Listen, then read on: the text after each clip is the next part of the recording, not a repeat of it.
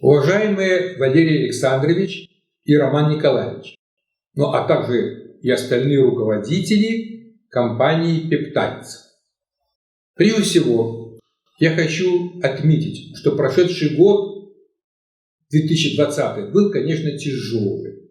Однако все равно компания Peptides ярко эволюционировала, развивалась, расширялась и приносила пользу своим партнерам, своим участникам. Я хочу сказать, что вообще очень большие усилия были приложены со стороны руководства для развития компании. Проходило много конференций в различных городах, и в Сочи, вот последняя конференция была, и в других городах, куда приезжали сотрудники компании Peptides, и было много выступлений, что, безусловно, расширяло информацию о компании Peptides в России и за рубежом.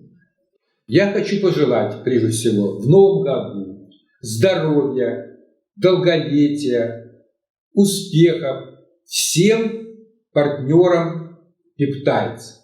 И, конечно, прежде всего, руководству компании, которая много лет, уже на протяжении последних 10 лет, развивает компанию, умело ведет ее к новым вершинам, что, собственно говоря, каждый из вас может ощутить.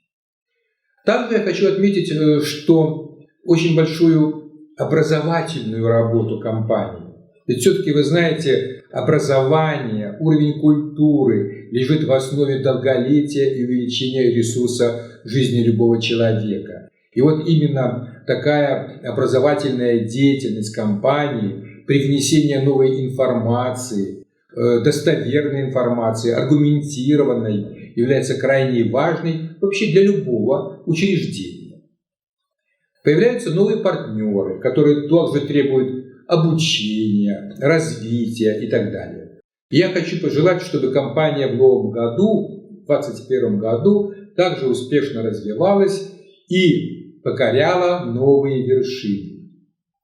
Также я хочу заметить, что в новом году вот мы увидим новые препараты, новые формы препаратов, так называемые лингвалы. Это препараты в виде раствора, которые применяются сублингвально, очень удобно.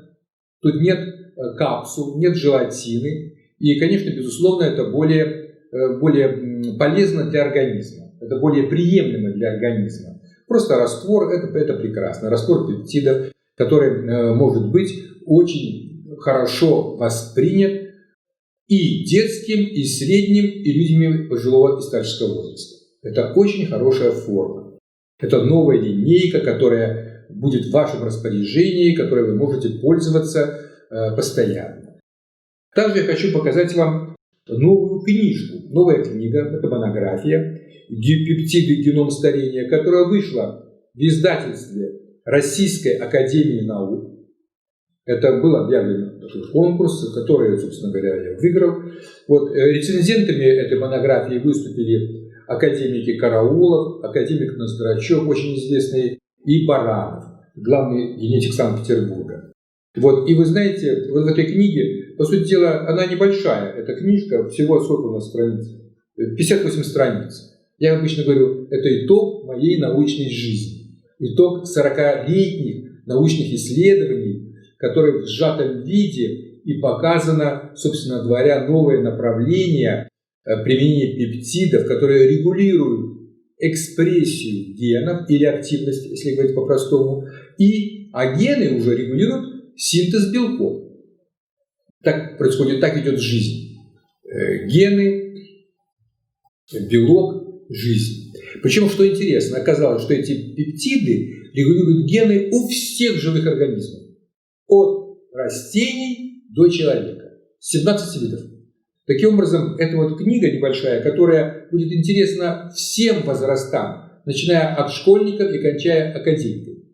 И поэтому я хочу пожелать, чтобы вы эту книжечку почитали. Так сказать, она очень много дает, очень много полезного, тем более новые есть идеи о том, как устроена вообще Вселенная, в том числе, и какую роль в этом играют пептиды в регуляции жизни на других планетах в космосе. И поэтому я хочу вам сказать, что эта книжка будет также в виде я так понимаю, в виде подарка тем сотрудникам, тем партнерам, которые наиболее активно участвуют в жизни и развитии компании Peptides. Еще раз хочу пожелать всем всего самого хорошего в новом году, здоровья, долголетия и вам, и вашим близким, и всем вашим, и всем партнерам компании Peptides.